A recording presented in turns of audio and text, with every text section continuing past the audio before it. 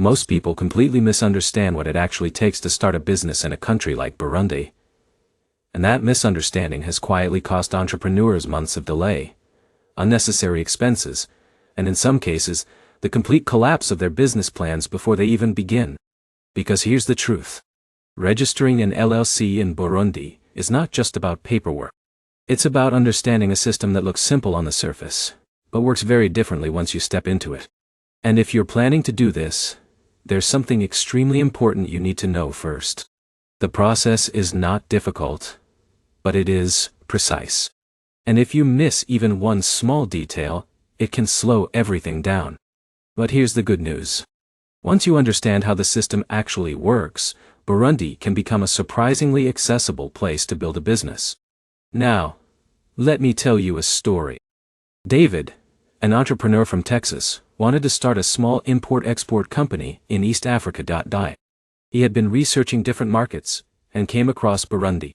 Growing regional trade, strategic access to neighboring countries, untapped opportunities. It seemed like the perfect place to begin. So he did what most people do. He searched online for how to register an LLC in Burundi. He found a few articles. They made it sound easy. Register your company. Get your documents. Start operating. Simple, right? But here's where things get interesting. When David actually started the process, he realized something that changed everything.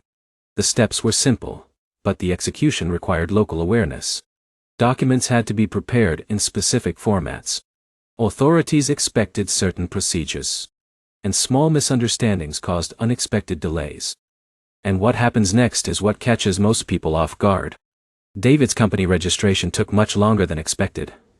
Not because the system was broken, but because he didn't fully understand how it worked. And this is the reality most people don't see. Because starting a business in a new country is not just about knowing the steps. It's about understanding how those steps are actually applied. But there is a smarter way to handle this. And once you see it, everything becomes clearer. So let's break this down step by step, the right way. First, you need to understand what an LLC is called in Burundi. The equivalent structure is generally referred to as a limited liability company, similar in concept to an SARL. And on the surface it works like LAECs in many parts of the world. It provides limited liability. It separates personal and business assets. And it allows one or more shareholders. But here's the problem.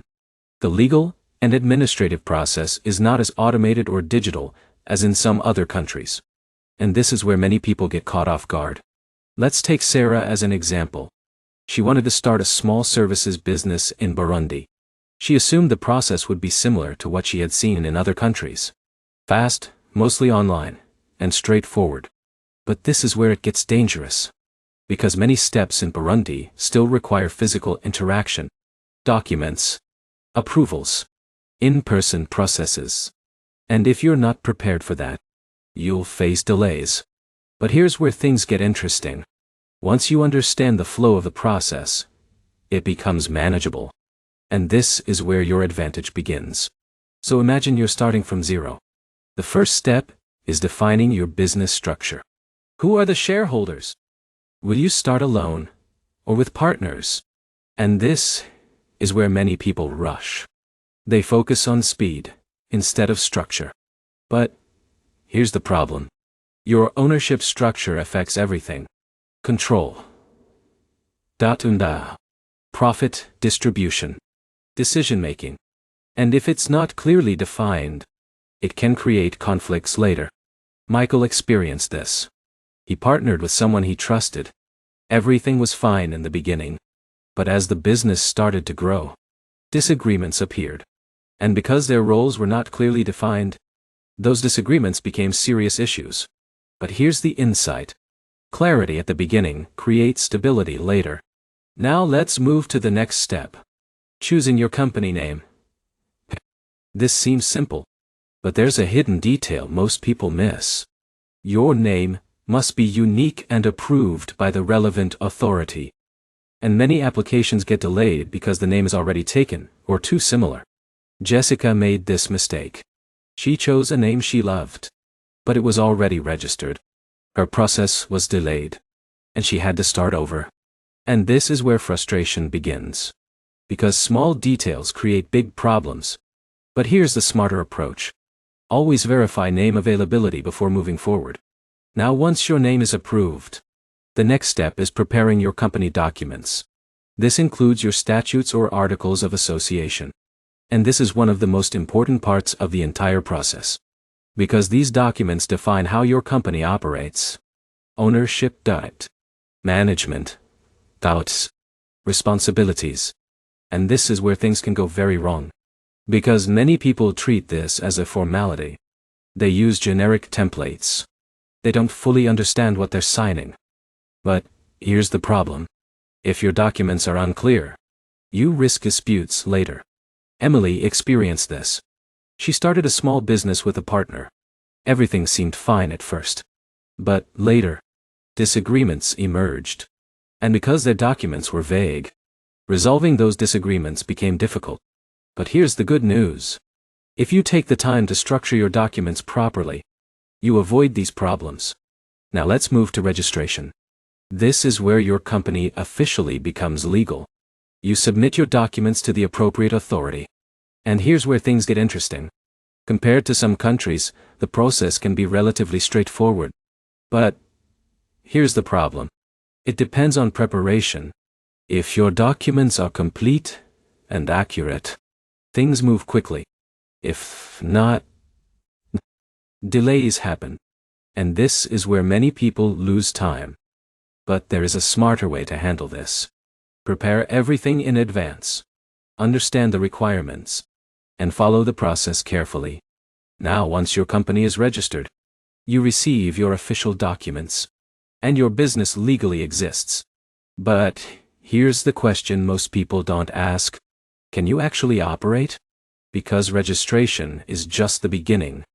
And what happens next determines your success. Let's talk about banking. Opening a business bank account is essential. But it's not always immediate. Banks require documentation, identification, company papers, and sometimes proof of business activity. And this is where David faced challenges. His company was registered, but his bank account setup took time. And without a bank account, his operations were limited. But here's the insight. Banks are looking for clarity and trust. If your business is well prepared, your chances improve. Now let's talk about taxes. Because this is one of the most important aspects of running your business. Companies in Burundi are subject to corporate taxes. And depending on your activities, you may also need to deal with VAT. But here's where things can go very wrong. If you don't understand your tax obligations early, you risk penalties and financial stress. Daniel experienced this. He started his business successfully, but he didn't fully understand tax deadlines. And later, he faced fines that could have been avoided. But here's the good news. With proper planning, taxes become manageable. Now, let's talk about employees. Because many businesses rely on local talent. Burundi offers access to a workforce across various sectors. But hiring employees involves legal responsibilities, contracts, payroll, compliance with labor laws. And this is where things get interesting. Once you understand the system, managing employees becomes predictable, and your operations improve. Now let's zoom out. Why do entrepreneurs choose Burundi? The answer is opportunity. Emerging markets. Untapped potential. Regional access. But here's one detail most people miss. These opportunities only work if your business is structured correctly. Otherwise, they don't translate into real success. And this is where your mindset matters. Because starting a business is not just about entering a market. It's about understanding how that market works and adapting to it. Now, let's come back to David. After facing initial challenges, he changed his approach. He learned the system, prepared properly, and gradually, his business started to operate smoothly. He built relationships, managed his operations, and started growing. And this is the turning point. Because once you move from guessing to understanding, everything changes. So now the question becomes, what should you do? If you're considering registering an LLC in Burundi, focus on preparation. Understand the structure. Plan your business carefully. Follow the process step by step, because this is what separates successful entrepreneurs from those who struggle. And this is where your identity shifts. You're no longer guessing. You're making informed decisions. Strategic decisions. And that changes everything. Now let's bring everything together.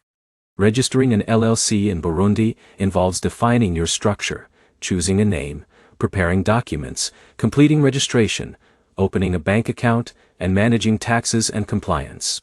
Each step matters. Each decision shapes your outcome. But once you understand the system, it becomes clear. It becomes manageable. And most importantly, it becomes an opportunity. Because Burundi offers real potential for those who approach it correctly. So take your time. Plan carefully. And don't rush the process. Because doing it right from the beginning saves you from major problems later. And sets you up for long-term success. If you found this guide helpful and want more videos that break down complex global opportunities like this, make sure to subscribe to the channel. Because the more you understand these systems, the more confident and capable you become. And that's what truly makes the difference.